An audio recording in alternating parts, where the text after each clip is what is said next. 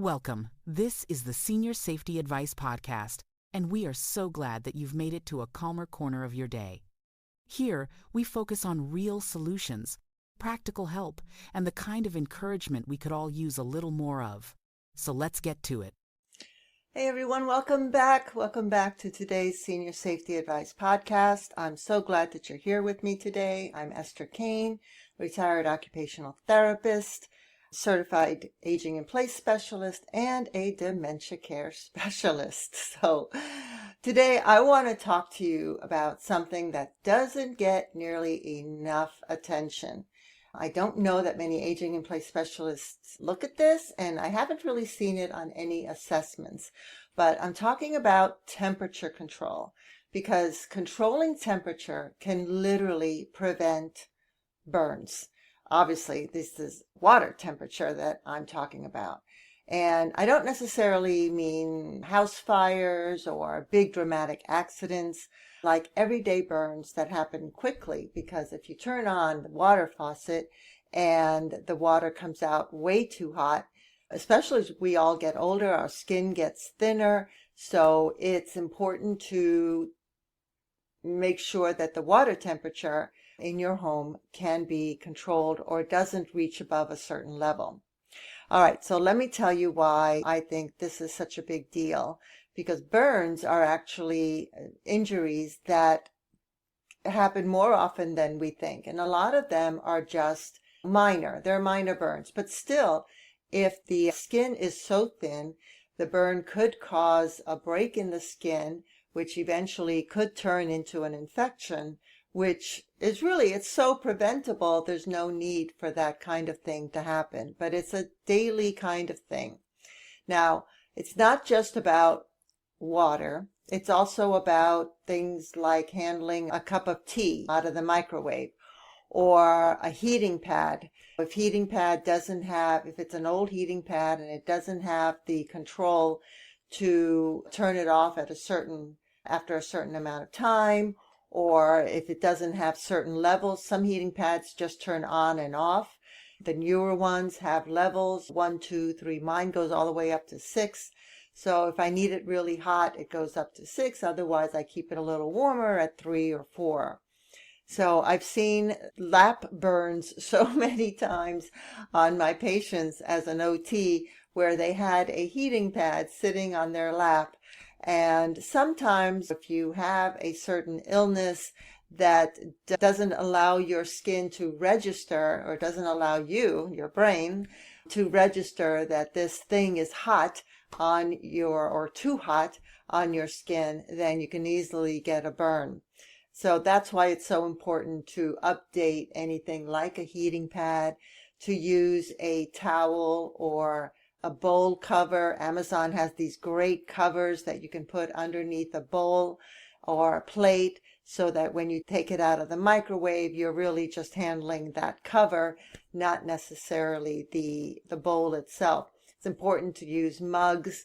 If you're going to heat up tea in a microwave or water for coffee, then it's important to get a mug where the handle isn't ceramic or doesn't burn you. And then for water, it's very important to, especially in the shower, to have an anti-scald device that can be set to the point where the water will only get to a certain temperature, so that it doesn't accidentally get too hot for your skin. We all know as we get older that aging skin is thinner. It's just naturally thinner. So it burns faster, and unfortunately it heals a lot slower. It's not weakness. It's not anything that's different in you than anybody else. It's simply biology. So here's the thing that a lot of people don't seem to realize, is that reaction time also changes as we age. Our balance changes, our strength changes. So jumping back quickly from hot water or dropping something hot is not as quick as it was when we were younger. And sometimes it's not even possible. If you have arthritis and it's very difficult for you to let go of things or to open up your fingers, your hands, it's something that doesn't get dropped or down easily, so the burn can be even worse than if you had just held it on for half a second. So if you're feeling surprised by this kind of information, believe me, you're not alone. Most people don't think about burns until it actually happens. It used to happen to my mom-in-law quite often, so we had to modify her environment by trying to get her to use different things. Like I said, the bowl covers from Amazon, those are really great. Got her new cups where the handle doesn't, she can hold on to the handle. But still, she had the habit of holding on to the cup and not the handle. So it didn't always work. But if you can stop and think before you do something, that can really be helpful. Although I know that's hard to do. We all do things on automatic, right? All right. I think personally that this is a little issue that isn't often addressed by physicians or nurses or aging in place specialists or even occupational therapists. But if you do any kind of therapy where you're walking into someone's home, I did that for quite a while, and then you just see it over and over again, then you realize this really is something to talk about. Let's talk about what temperature control really means in real life. So first, let's talk about hot water. Water heaters are often set way too high, sometimes 140 degrees or more. So for aging skin, that's dangerous. It can be very dangerous. I always recommend setting the water heater to around 120 degrees Fahrenheit. Hot enough to clean, but not hot enough to burn quickly. This one adjustment can really prevent serious injury. Now, you can also use anti-scald devices. Now, these are amazing and really underused. I just had my bathroom shower redone for aging in place, and I had an anti-scald device installed in there. So these are anti-scald valves and pressure balancing shower controls keep water temperature steady, even when someone flushes a toilet or runs a sink. I've seen seniors get burned when water suddenly turns hot without warning. These devices stop that from happening. My mother lived in Orlando, and in Orlando, at least in the area she lived in, the water pipes are up in the attic. So that meant that in the summertime, that water, as soon as you turned it on anywhere, it came out hot, so hot. I was not used to it. So when I was there taking care of her, that hot water, it surprised me. All I did was turn on the faucet and then she told me, oh yes, you have to be careful. Oh my goodness. So if you live in an area where the water pipes are up in the attic and the sun is shining on it and the temperature is usually very hot like it is in Orlando or even South Florida, you have to be very careful about that. So anti-scald devices, pressure balancing devices, although I'm not sure of any pressure balancing devices, maybe the new faucets have that, but the anti-scald devices are definitely easy to put in. Okay, now let's talk about the kitchen because burns happen there all the time. Microwaves, especially older ones, can heat unevenly. The bowl may feel warm, but the food inside can be scalding hot.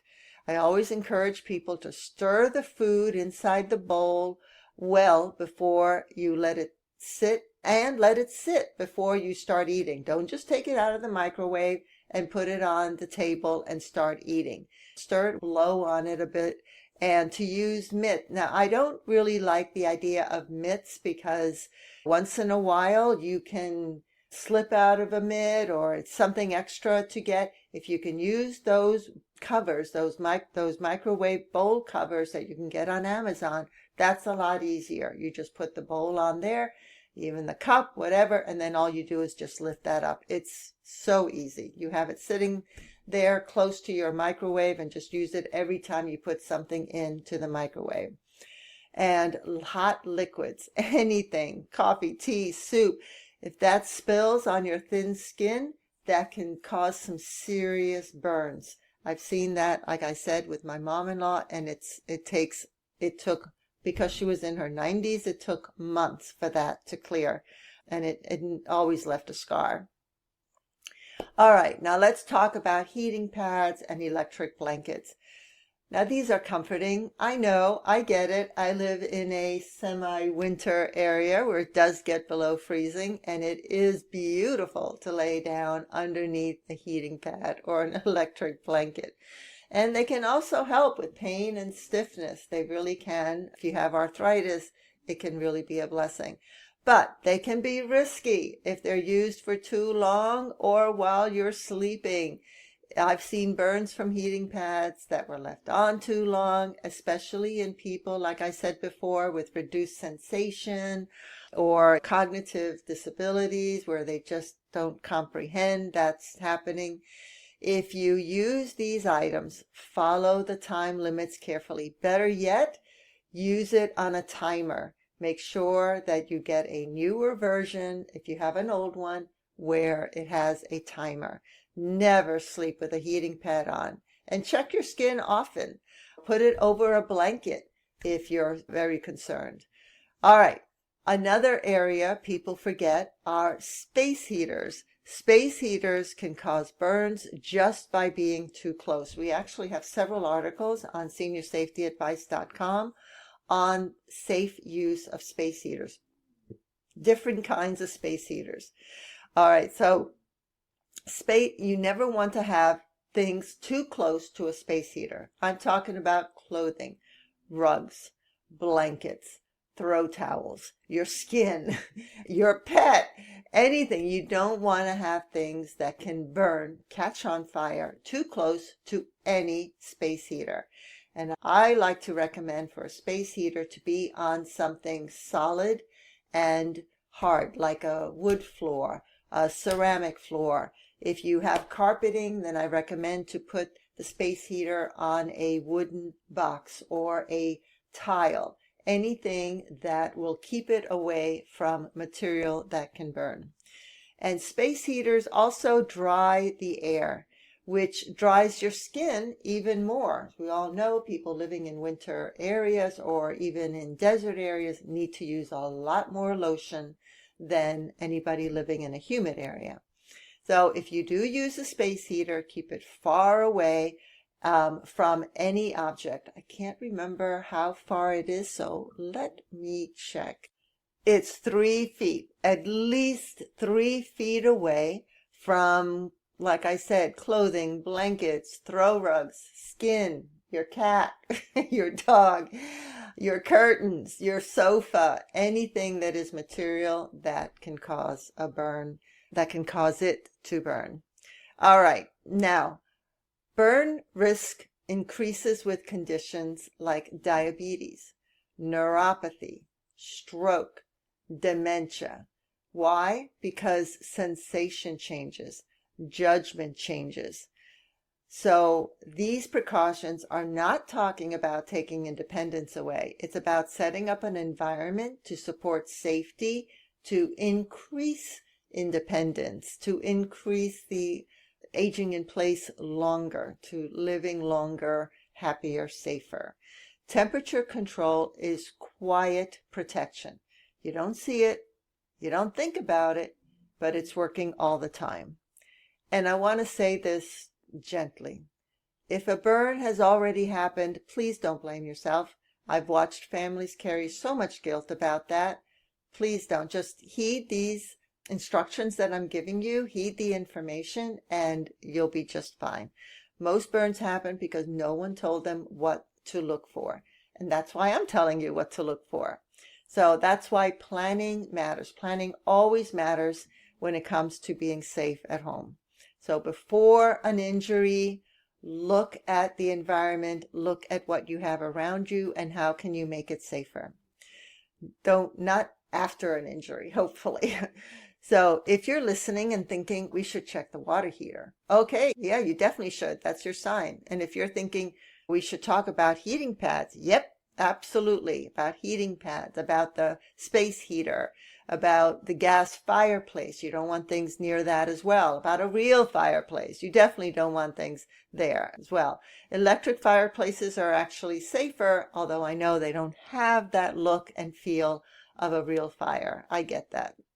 All right, so these are very simple conversations that can prevent pain, hospital stays, and long healing times.